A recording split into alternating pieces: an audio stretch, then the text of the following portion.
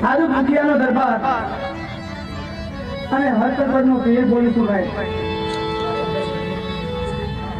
કે કોઈ પણ ને કાંઈ પણ કામ હોય અને અત્યારે દેવ ઉતરે છે અને જેને જે કઈ મનમાં ચિંતવાનું હોય તે ચીતરી લેજો બાપ અને આવતો આ સમય આવે ત્યાં સુધી જો તમારા કામ ન થાય